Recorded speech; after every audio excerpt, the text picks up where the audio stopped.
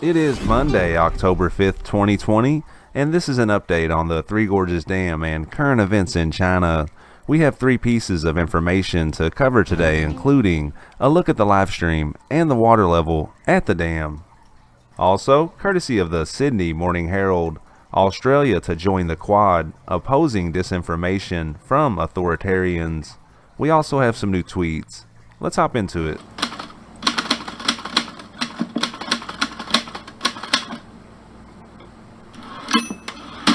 And a brief caveat before today's video. While researching for these reports, I come across information from various sources. Just because I decide to include a piece of information doesn't necessarily mean that I agree with it. I like to let you decide for yourself. Moving on. And now let's have a look at the live stream at the Three Gorges Dam. And the spillway angle camera is still up and running today. And that channel of water that we've been following in the lower left hand corner of our screen has definitely gotten bigger. And now a quick check on the side angle live stream. And the side angle camera remains deactivated. And now let's check in on the water level at the dam. The current water level is 170.26 meters. The current inflow is not noted, and the current outflow is listed at 20,700 cubic meters per second. It is worth noting that these numbers are released by the CCP.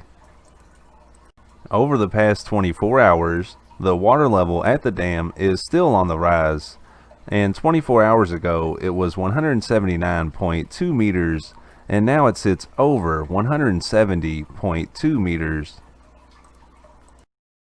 Upstream at Kuntan, the water level is also on the rise.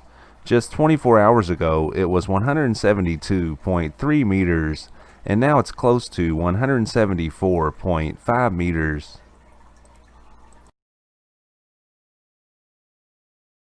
And if you haven't had a chance, France 24 has a new video out on the dam, China's Three Gorges Dam, inside story of a mega project with disastrous consequences.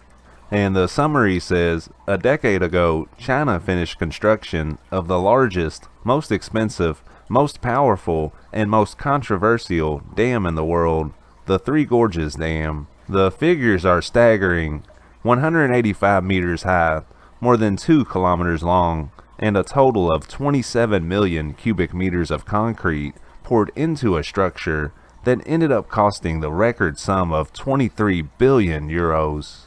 But this oversized project has caused a series of environmental and human disasters, and I'll leave a link in the description so you can check it out.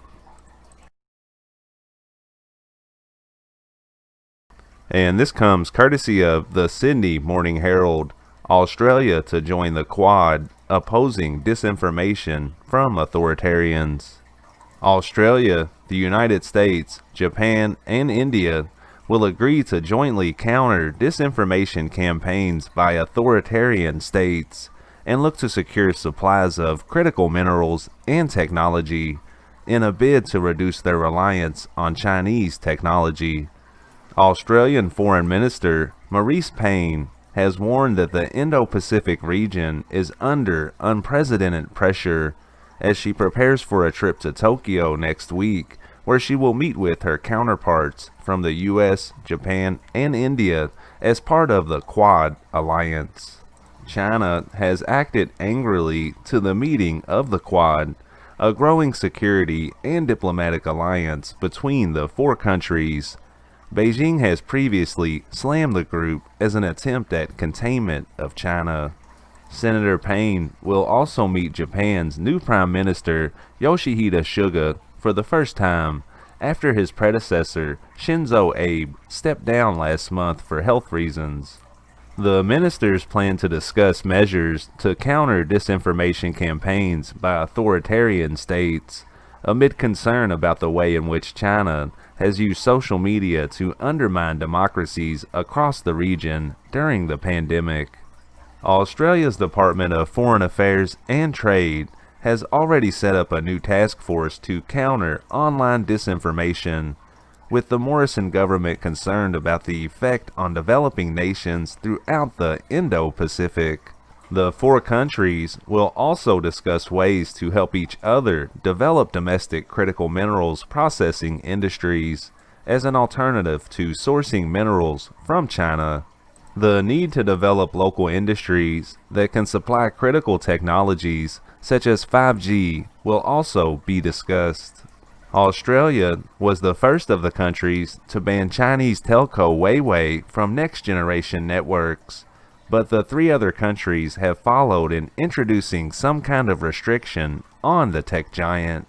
Senator Payne said the meeting was another important step forward for this grouping of Indo-Pacific democracies following their first meeting in New York last year. We will discuss strengthening cooperation to support regional response to the health and economic dimensions of the pandemic, including supply chains and quality infrastructure investments, she said. This visit is an opportunity to advance Australia's interests, deepen ties with like-minded partners, and reaffirm our shared commitment to promoting a stable, inclusive, and prosperous region. Senator Payne said the meeting came at an important time for the Indo-Pacific region, when our shared interests are under unprecedented pressure.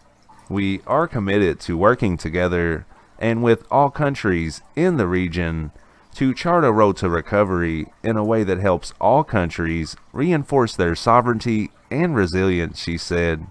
Senator Payne will have a series of meetings in Tokyo over Tuesday and Wednesday with U.S. Secretary of State Mike Pompeo, Japanese Foreign Minister Toshimitsu Motegi, and Indian External Affairs Minister Subramanian Jaishankar. She will then stop off in Singapore for talks with its foreign minister on Thursday. 2 staff members from Senator Payne's office and 2 DFAT officials will accompany her on the trip. It will only be the second time Senator Payne has traveled overseas since international travel ground to a halt because of the pandemic, after she went to Washington in July for annual Australia-US consultations. Thank you for watching this video. If you're finding it informative, please consider giving the channel a subscribe. And our last piece of information is a series of interesting tweets.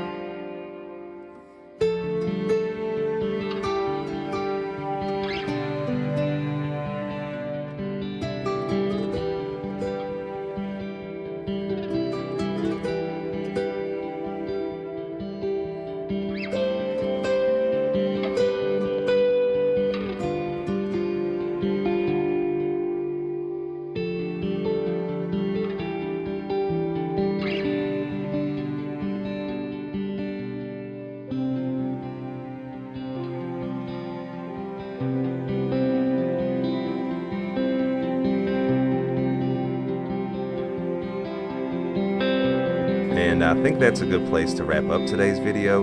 I hope that you found it informative, and check back soon for more content.